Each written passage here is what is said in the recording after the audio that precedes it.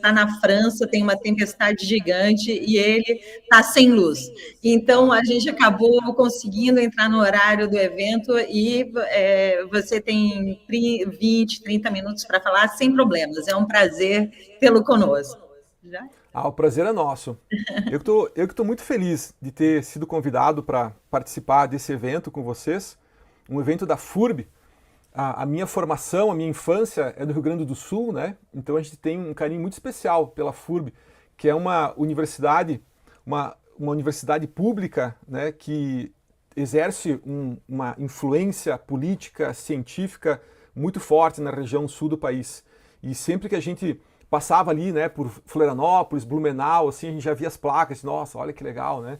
A FURB. Então hoje, depois agora, já velho, né, é um grande prazer, assim, é uma grande honra poder estar aqui e compartilhar com vocês um espaço, né, nesse evento dessa instituição muito importante.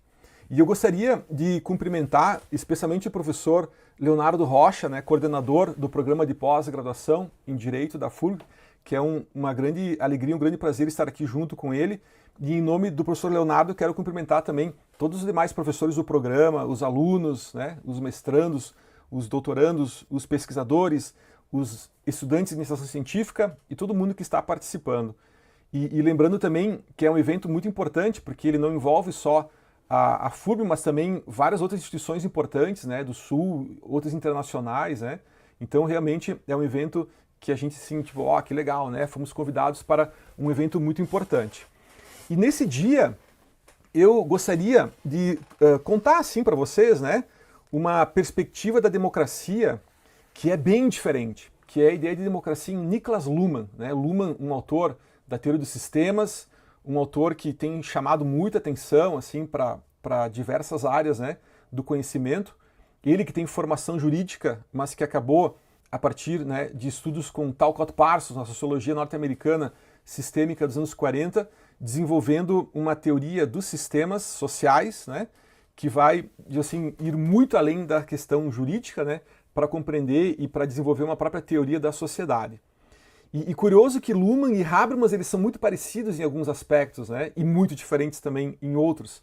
Então, nessa manhã, eu gostaria de, não digo assim, não tenho a pretensão de fazer um quadro assim comparativo, né, mas estabelecer algumas relações entre a noção de democracia deliberativa em Habermas, né, que o professor Leonardo é um grande especialista, um grande estudioso, um grande conhecedor do pensamento de Habermas, que palestra brilhante, né, que o professor Leonardo acabou de dar, porque ele vai muito além das reflexões de Habermas, trazendo essa questão para a nossa realidade brasileira, do problema da esfera pública digitalizada, né, dos algoritmos que existem hoje.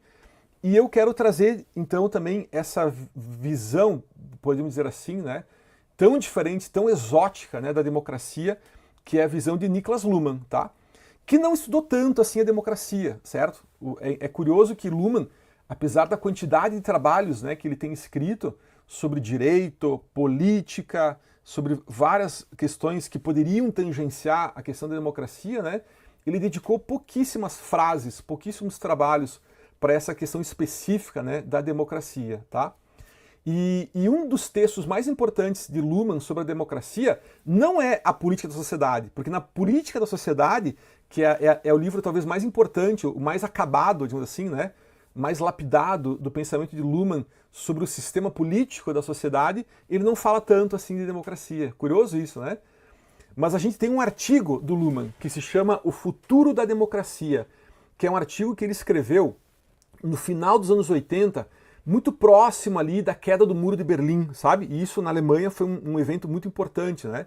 E aí até a gente mais ou menos imagina que a inspiração de Luhmann para apresentar uma visão assim tão cética, né, que ele vai ter sobre a democracia, está relacionado a esses eventos, né, ali da queda do Muro de Berlim, que aconteceu lá em 1989.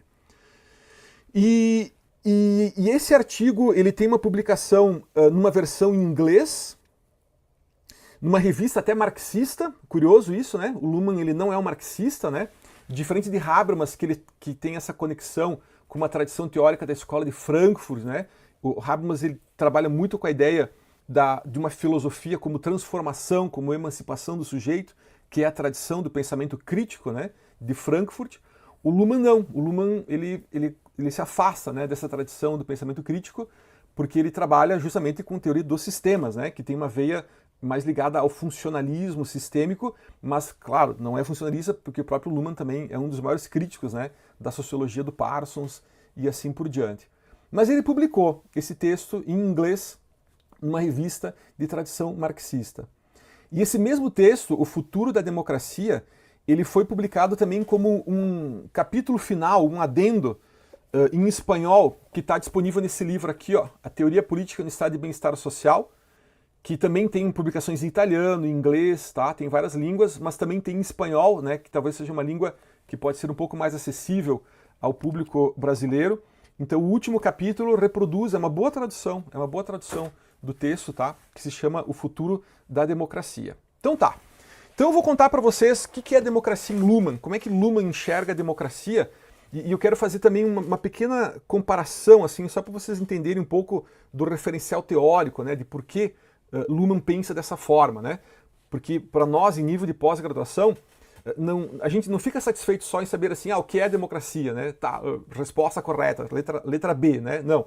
A gente quer entender por que o autor pensa dessa forma, né? Da onde vem isso? O que ele quer com isso? Quais são as suas motivações, né, teóricas para entender a democracia da forma como ele entende? E quais são, aí agora sim também, né, de um ponto de vista mais prático, as possibilidades intelectivas, né, que essa noção de democracia abre para a gente entender os grandes problemas contemporâneos da democracia, né? Vejam que esse evento envolve questões ambientais, sustentabilidades, emergências climáticas, né? Vejam o que está acontecendo na França agora, né? O professor que vai ser o palestrante de hoje de manhã está lá sem energia elétrica, né? Por causa de um temporal, coisas que, tipo, eram impensáveis, né? Olha o que aconteceu no Rio Grande do Sul, né? Que agora parece que é algo assim que o pessoal tem que se preparar para sempre, né? Virou uma certa rotina a emergência climática. Então, são questões realmente importantes.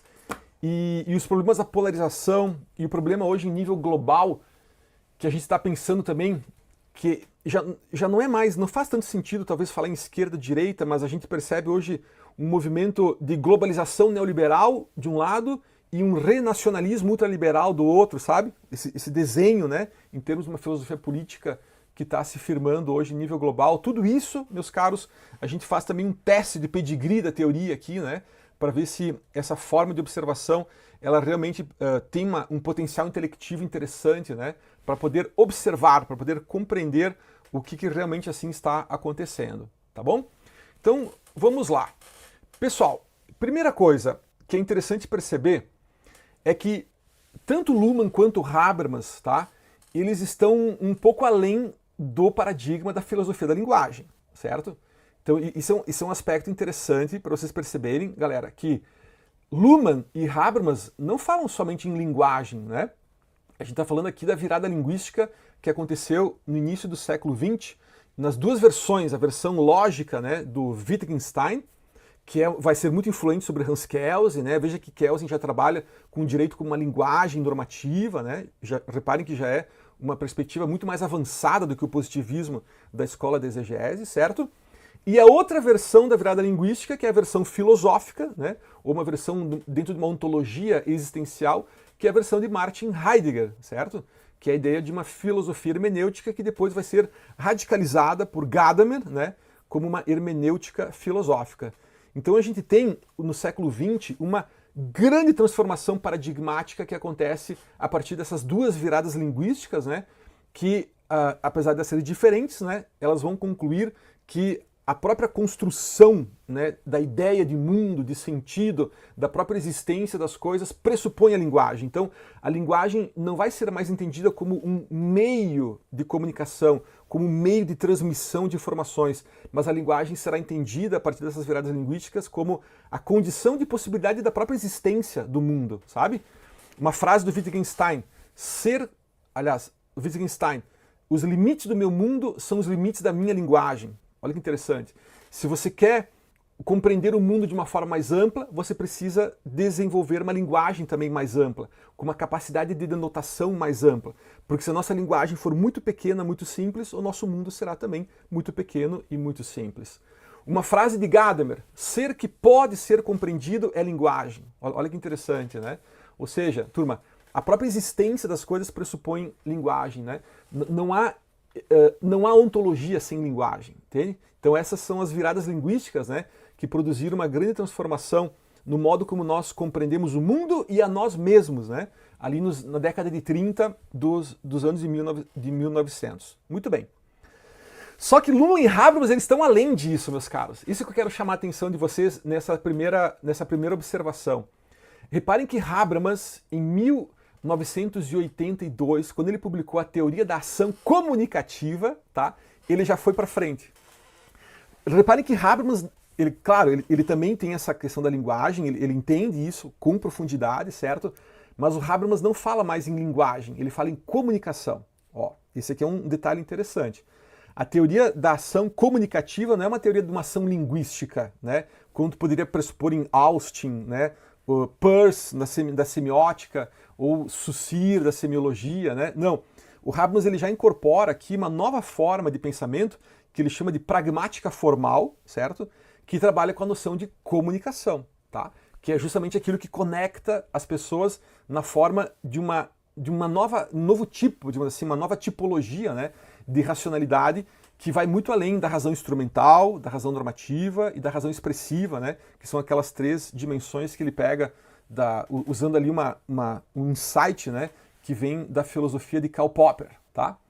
Muito bem. E Luhmann também faz isso. Reparem que Luhmann também conhece profundamente a virada linguística, tá? Ele discute isso, por exemplo, num livro dele chamado A Arte da Sociedade, né? Ele fala, cara, é muito interessante a discussão que Luhmann estabelece ali com o paradigma da filosofia da linguagem, certo? Mas ele também incorpora essa nova ideia de que o mais importante para entender a sociedade contemporânea não é exatamente a ideia de linguagem, porque a linguagem é a condição de possibilidade de existência do mundo, tudo bem. Mas a comunicação é que produz efeitos, sabe? É uma perspectiva pragmática, não é uma perspectiva hermenêutica, tá? É como se a gente pegasse aqueles níveis lógicos da linguagem de Rudolf Carnap, certo? Sintaxe semântica e pragmática, né? E a gente percebesse que a hermenêutica está no nível da semântica e Habermas e Luhmann eles estão no nível da pragmática, que é procurar entender os efeitos comportamentais que essa linguagem produz sobre nós. E esses efeitos eles acontecem por meio da comunicação. A comunicação é que estrutura a sociedade, entendem? Entende isso?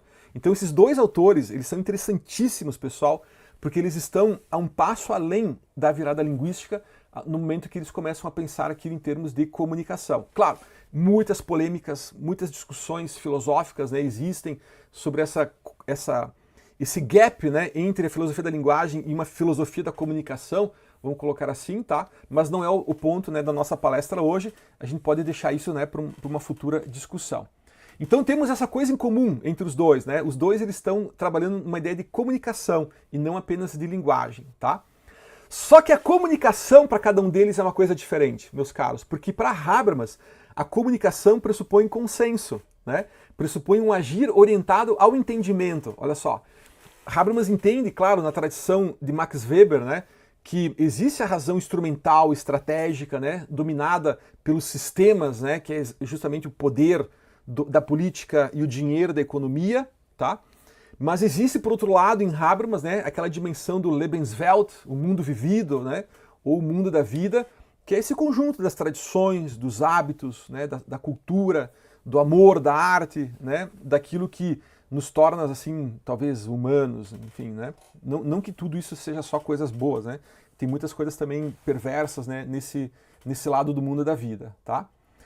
E aí Habermas apresenta a ideia da ação ou do agir comunicativo como um agir orientado ao entendimento. Então, para Habermas, a própria noção de comunicação, ela já vem com uma carga normativa, sabe? Com uma ideia de uma espécie de requisitos, né, que devem ser satisfeitos, tá? As chamadas pretensões de validade, né? Para que haja essa comunicação, para que não haja uma desinformação. Muito bem. Já Luhmann, não. Para Luhmann, a comunicação ela não pressupõe consenso. Pelo contrário, Luhmann dá um enfoque justamente na improbabilidade da comunicação. A pergunta de Luhmann é o contrário. Ele diz assim, como é possível a comunicação? Porque a chance de desentendimento é muito maior. A desconexão que existe entre a informação, o ato de informar e a compreensão dessa informação como um ato de informação é muito grande. Há uma contingência enorme em cada ato de comunicação. Então o Luhmann ele diz assim, é incrível como a comunicação pode funcionar, sabe? Então Niklas Luhmann ele observa ou ele dá um enfoque muito mais na improbabilidade, na diferença, no dissenso, né, que existe ali em termos de potencialidade, né, de um ato de comunicação, do que exatamente nessa noção de um agir orientado ao entendimento, né, de um agir orientado ao consenso. E isso vai ser importante para entender a diferença entre democracia entre os dois, tá? Porque um olha uma coisa e o outro olha outra, né, outro aspecto, né, dessa dimensão, tá? Outro tópico importante que é fundamental assim para compreender a democracia nos dois autores é que Luhmann entende a democracia como inclusão dos afetados, certo? O professor Leonardo lembrou aqui o princípio da universalização e o princípio deontológico ou da ética do discurso do Habermas, né? Que são princípios de inclusão, né? Só pode ser válida uma norma se todos os possíveis afetados puderem participar e dar o seu assentimento a respeito das pretensões de validade dessa norma, né? E já Luhmann não. O Luhmann não observa a ideia de democracia como inclusão. Ele observa a questão da democracia como um mecanismo de seletividade, porque Luhmann é um autor da complexidade. Ele entende que o processo de diferenciação funcional da modernidade ele produz uma constante de complexidade cuja reação dos sistemas sociais é justamente estruturar essa complexidade na forma de códigos, na forma de mecanismos seletivos, né? Na forma de estruturas altamente seletivas que vão produzir, paradoxalmente, uma seletividade estruturada, certo? É paradoxal porque ao estruturar uma complexidade, você está gerando uma nova forma de complexidade, né? Então, na verdade, é sempre um paradoxo, né? A gente estrutura complexidade para produzir mais complexidade, para gerar mais estruturas de redução e assim por diante. Esse que é o motor, digamos assim, né? Da evolução de sistemas sociais. Então, enquanto Habermas enxerga a democracia de um ponto de vista normativo como inclusão dos afetados, o Luhmann vai observar a democracia como um mecanismo de seletividade, né? Como uma estrutura que produz uma função, especialmente, né, para o sistema político da sociedade. Tá? Então, é bem interessante observar como os diferentes olhares, né, eles vão encaminhando e observando aspectos assim que são diferentes, né, de um mesmo fenômeno. Muito bem. Pessoal, agora vamos aprofundar assim em Luhmann, tá? Que eu acho que é o interesse maior de vocês nesse aspecto, já que Luhmann é um autor assim tão diferente, certo? Vou contar para vocês agora um pouco assim do como é que Luhmann pensa e por que ele vai pensar a democracia da forma como eu vou lhes contar, tá? Niklas Luhmann inaugura, especialmente a partir da década de 80, vamos dizer assim, da fase autopoética, da fase da autorreferência do pensamento dele, tá? Um modo de pensar pós-ontológico, certo? O que é o modo de pensar pós-ontológico? É um tipo de pensamento que radicaliza-se na diferença. Para Luhmann, a identidade ela se constrói a partir da diferença, certo? Então, em Luhmann, tu não pode dizer que as coisas existem porque elas têm uma substância ou porque elas têm uma unidade ontológica existencial. Não, para Luhmann o sentido ele se constrói a partir da diferença, certo? Então ele até trabalha com aquela matemática do George Spence Brown que define, né, que para você definir o que é o frio, você tem que entender o que é o calor, né? Você só entende o que é a justiça a partir da experiência da injustiça. Você só sabe o que é luz porque você tem a experiência da escuridão. Ou seja, o sentido ele vem sempre desse contrário, do antônimo. Mas só que dependendo daquilo que você coloca no antônimo, você muda o sentido da expressão, tá? Se a gente falar, por exemplo, de direitos humanos e colocar como contrário dos direitos humanos a guerra, isso é um sentido, né? É o sentido, por exemplo, da Declaração Universal dos Direitos Humanos da ONU de 1947, né? Uma ideia de direitos humanos como contrário da guerra. Se você falar de direitos humanos no Brasil como uma coisa de bandido, entre aspas, né? Você está mudando o sentido de novo ali dos direitos humanos, tá? Porque é direitos humanos e privilégios para bandidos, por exemplo. Veja, você reconstruiu completamente o significado da expressão de direitos humanos. Mas se você pensar direitos humanos e colocar do outro lado terrorismo, perceberam como vocês mudam? Ou direitos humanos e paz, uma leitura kantiana, né? Muda completamente o significado. O Luhmann ele é um tipo de pensamento, né, que trabalha com essa noção, portanto, pós-ontológica, que é uma noção baseada na ideia de analisar os paradoxos, né? Os paradoxos da auto-observação, de uma observação de segunda ordem, tá? E é óbvio, pessoal, que esse tipo de teoria não vai te dar uma resposta normativa sobre o que é democracia. Luhmann, você não encontra em Luhmann uma normatividade. Luhmann é um tipo de autor que vai dizer assim, ó, a democracia é isso, ela faz isso, ela desempenha essa função e essa prestação para a política, tá? E em nenhum momento ele vai dizer assim, como que a gente poderia ter uma democracia melhor, né? Habermas não. Habermas é um autor que você encontra esse tipo de reflexão, né? Como que nós podemos nos tornar pessoas melhores, né? Como que nós podemos pensar em democracias constitucionais com uma qualidade democrática, né? Com uma esfera pública com uma qualidade melhor, né? Então, Habermas ele trabalha, né? Com essa perspectiva que a gente pode chamar assim, talvez dentro de uma linha assim modernista, né, de pensar como é que as coisas podem ser melhores, né, numa perspectiva normativa, tá? Lembrem, né, os princípios e as regras dos discursos em Habermas são princípios e regras normativas, né, justamente para pensar como que a gente pode, né, pensar em um modelo democrático melhor, com mais inclusão, com mais liberdade, com mais participação, com mais legitimidade. Muito bem. Luhmann não. Luhmann é um choque de realidade, tá? E agora vem um outro ponto importante, pessoal. Luhmann, ele trabalha desde os anos 60 com uma dicotomia assim, que é muito interessante, que é a diferença entre estrutura social e semântica. Tá? E isso aqui é uma coisa bem legal no pensamento de Luhmann. Estrutura social é aquilo que um sistema é de verdade, e aquilo que é realmente a estrutura dele, como é que ele funciona, o mecanismo do negócio, sabe? Em termos assim de uma realidade sistêmica, tá? E a semântica é aquilo que nós dizemos que o sistema é. Cara, isso é muito interessante. Para fazer uma analogia, isso aqui é muito parecido, a ideia de semântica, tá? É muito parecida com a noção de imaginário social de Castoriadis. Não sei se é um autor que vocês gostam, que vocês conhecem, tá? Mas aquela ideia assim, tipo, existe uma realidade e existe aquilo que a gente acha que é a realidade, tá? Existe uma realidade e existe aquilo que o sistema constrói como sendo uma espécie de imaginário a respeito de si mesmo para esconder os paradoxos, para esconder as suas contradições, tá? Não é nada a ver com ideologia, tá? Ideologia é outra coisa da teoria crítica, é imaginário, certo? É uma espécie de construção imaginária da realidade que o próprio sistema faz, é autopoético, né? Para criar uma certa unidade, uma certa ideia de harmonia, né? E no direito isso é interessante, porque repara, se a gente observar a semântica do sistema jurídico, o que o direito diz que ele é? É um conjunto de regras que serve para regular a sociedade, para garantir direitos fundamentais, né? É aquele conceito de direito padrão, né? Que todo livro de introdução ao estudo do direito utiliza, certo? Só que se tu for ver a estrutura do sistema jurídico, é outra coisa. O Luhmann vai dizer, o direito no nível da semântica é isso, né? Um conjunto de regras para regular a sociedade.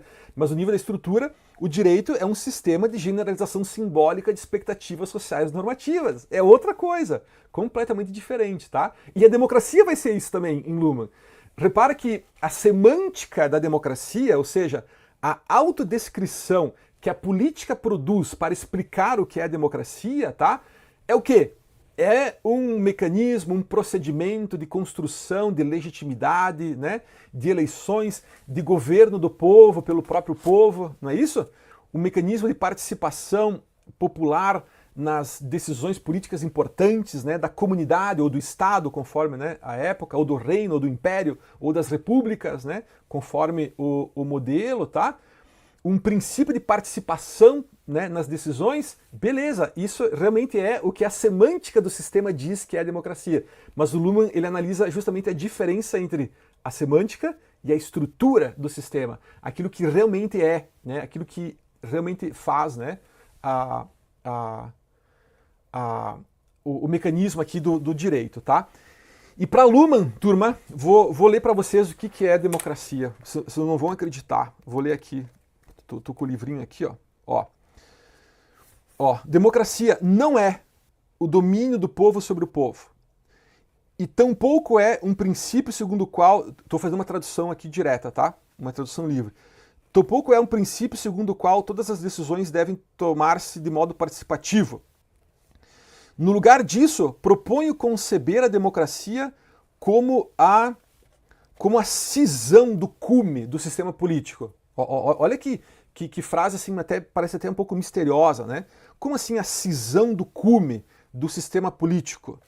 Cisão do cume. turma? A cisão do topo, a cisão da hierarquia, um corte, né, da hierarquia do sistema político. Pessoal, ó, vou lhes contar o que significa isso no pensamento de Luhmann, tá? Turma, para Luhmann, o sistema político ele é um sistema altamente complexo, porque ele envolve três dimensões que operam ao mesmo tempo, tá? Para Luhmann, o sistema político ele tem uma dimensão que é a política, a outra dimensão que é a administração e a outra dimensão que é o público, certo? Então repare que a ideia de Estado, por exemplo, em Luhmann não é a política. Estado é um sistema de organização do sistema político, tá? É diferente de Kelsen, por exemplo, que o Estado é a corporificação de uma ordem jurídica, né? É bem diferente, portanto, essa ideia, tá? Na dimensão da política, a gente tem ali a questão dos programas de decisão, certo? Na dimensão da administração, a gente tem a questão da tomada de decisões vinculantes. A administração é o lugar da burocracia, né? É o lugar da produção de decisões vinculantes, daquela estrutura administrativa, né, da política que consegue impor as suas decisões. E na dimensão do público, nós temos uma coisa que é parecida da esfera pública de Habermas, mas não é, tá? É diferente, certo? Que é a dimensão da opinião pública, tá? E a dimensão também das eleições. Então o sistema político, ele opera como uma forma de comunicação que circula de modo autorreferencial nessas três dimensões, dos programas políticos, das decisões vinculantes da administração e das eleições e da formação da opinião e da vontade das pessoas nessa outra dimensão do público, certo? Antigamente não era assim, pessoal, porque antigamente o sistema político ele era baseado numa ordem hierárquica, né?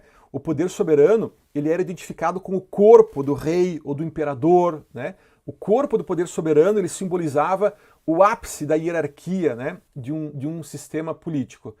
A partir da modernidade, a partir justamente da erosão das monarquias absolutistas do início da modernidade e com as revoluções, né, a primeira declaração norte-americana e a Revolução Francesa, começa a haver uma profunda transformação. Claro que a gente tem aquela visão também marxista da classe burguesa que começa a tomar conta, tipo, na verdade, na teoria crítica há uma certa troca só, né, do ápice da hierarquia. Mas o Luhmann ele não enxerga dessa forma, tá?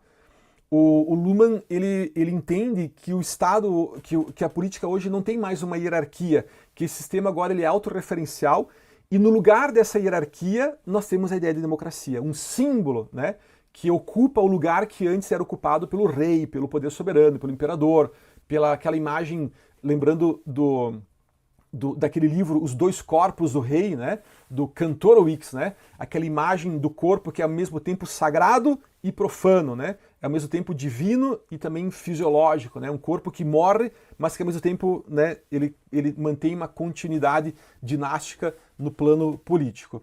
Então, esse que é o sentido da democracia em Luhmann, é pensar o que ela desempenha, né? Qual que é a função que a democracia desempenha para o sistema político, que é a função de produzir legitimidade nesse vácuo, né, do poder de um sistema que não tem uma hierarquia, que não tem mais um cume, né? Que não tem mais um ápice de hierarquia, que em teorias tradicionais ele é ocupado hoje pelo Estado, né? Mas que em Luhmann o Estado é apenas um sistema de organização, tá? Pessoal, eu sei que não é fácil de entender isso à primeira vista, especialmente para quem não está acostumado, né, com a linguagem da teoria de sistemas de Luhmann, mas a gente pode fazer uma analogia aqui que pode ajudar vocês a entender, ou pelo menos ter uma ideia assim, né, do que Luhmann está falando sobre a democracia. Ó, a democracia é muito parecido com a função que a argumentação jurídica desempenha para o direito, tá? Olha que interessante essa explicação. Ah, sim, tá bem. O tempo, tô de acordo com o tempo. Beleza. Já estamos finalizando, tá? Obrigado pela informação, professora Milena. A argumentação jurídica, ela é uma forma que existe no direito de você abrir o sistema para argumentos e razões e informações externas ao direito, mas ela faz isto paradoxalmente justamente para fechar o sistema. Reparem que a argumentação jurídica ela é uma forma de você abrir o sistema para outras considerações, razões de ordem moral, razões de ordem sociológica, justamente para lacrar o argumento, para fechar o sistema. Por isso que o Luhmann fala que os sistemas autopoéticos eles são abertos e fechados ao mesmo tempo, né? Eles se abrem para se fechar. É um paradoxo isso, tá? A democracia desempenha uma função muito parecida dessa da argumentação, só que no sistema político. A democracia é uma forma de você abrir a autorreferência da política, que trabalha com o código, governo e oposição, justamente para fechar, né? Justamente para lacrar. Quando a gente faz eleições democráticas, por exemplo, né? Cara, é uma produção de incerteza. Reparem que a democracia, ela deixa o sistema num estado de incerteza provisória, a gente não sabe quem que vai ser eleito, quais são os partidos, quais são os novos programas políticos que serão eleitos, tá? Mas para que ela faz isso? Justamente para lacrar, justamente para fechar o sistema dentro da lógica governo e oposição, tá? Então reparem que o Luhmann ele observa não apenas a dimensão da semântica, mas a dimensão da estrutura do sistema, né? A função que a democracia desempenha. Então a democracia em Luhmann, pessoal, ela é um símbolo, ela é uma espécie de imaginário do poder soberano, né? Ela desempenha essa função de produzir uma incerteza, ela é uma incerteza autoproduzida pelo próprio sistema jurídico, sistema político, para construir essa legitimidade. É como se ela dissesse assim, agora fica suspensa a legitimidade do sistema justamente para a gente poder lacrar, fechar, né, dentro do código, né, e desempenhar assim a autopoiese do sistema político. Tá? Luhmann analisa também a função dos partidos políticos, né? Claro que ele está falando isso lá no final da década de 80, né? Existe hoje uma grande transformação na dinâmica dos partidos políticos. Habermas é um cara que estuda isso muito bem hoje, né? Com essa influência das plataformas digitais, né? É uma pesquisa muito interessante que acontece, tá? E a opinião pública para Luhmann, certo? Ela é uma forma de observação de segunda ordem, né, do sistema político. Ela é o equivalente aos mercados para a economia, ela é o equivalente à jurisprudência para o direito, né? Ao a gente observar a opinião pública, a gente está observando o modo como o sistema político está se estruturando em cada momento histórico. Então, uma diferença importante entre Luhmann e Habermas, por exemplo, tá?